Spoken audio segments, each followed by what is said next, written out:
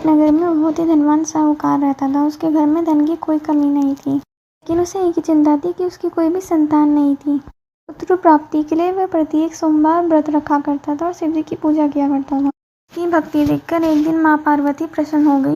भगवान शिव से उसकी मनोकामना पूर्ण करने का आग्रह किया। पार्वती जी का आग्रह सुनकर शिव जी ने कहा कि इस संसार में हर प्राणी को उसके कर्मों का फल मिलता है। भाग्य में जो होगा उसे भोगना ही पड़ता है।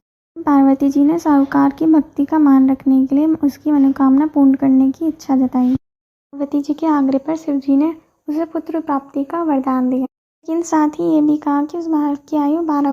माँ पार्वती और शिव जी की बातचीत साहूकार सुन रहा था। यह सुनकर ना तो खुशी हुई ना ही दुख हुआ। वह पहले के समान ही शिव जी की भक्ति पूजा करने लगा। समय बाद साहूकार के घर में पुत्र का जन्म हुआ।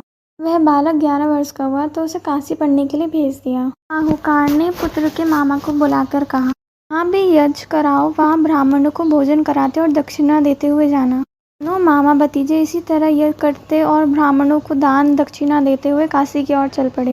रात में एक नगर पड़ा जहाँ नगर के राजा की कन्या का विवाह था।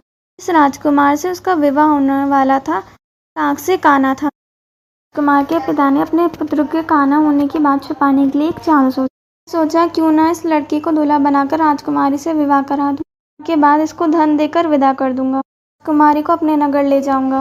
को दूल्हे के वस्त्र बनाकर राजकुमारी से विवाह करा दिया। साहूकार का पुत्र अवसर पाकर राजकुमारी के पल्ले पर लिख दिया कि तुम्हारा विवाह मेरे साथ हुआ है। जिस राजकुमार के संग तुम्हें भेजा जाएगा वह एक आंख से काना है। काशी पढ़ने जा रहा हूँ। कुमारी ने चुन्नी पर लिखी बात पढ़ी तो उसने अपने माता पिता को यह अपनी पुत्री को विदा नहीं किया और बारात वापस लौट गई और दोनों मामा भतीजे काशी पहुंच गए। लड़के की आयु 12 वर्ष की हुई। दिन यज्ञ रखा गया। अपने मामा से कहा कि मेरी तबीयत कुछ ठीक नहीं है। कहा कि तुम अंदर जाकर आराम कर लो। देर बाद बालक के प्राण निकल गए। मृत भांजे को देख उसकी मामा ने विलाप शुरू कर दिया। समय शिव जी और माता पार्वती वहां से जा रहे थे।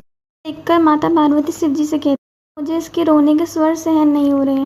इस व्यक्ति को अवश्य दूर करें।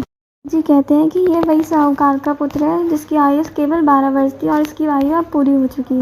माँ पार्वती कहती है कि आप इस बालक को और आयु देने की कृपा।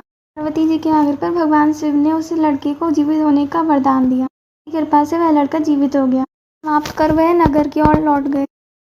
चलते हुए उसी नगर में पहुंचे जहाँ उसका विवाह हुआ था। नगर में भी उन्होंने यज्ञ का आयोजन किया।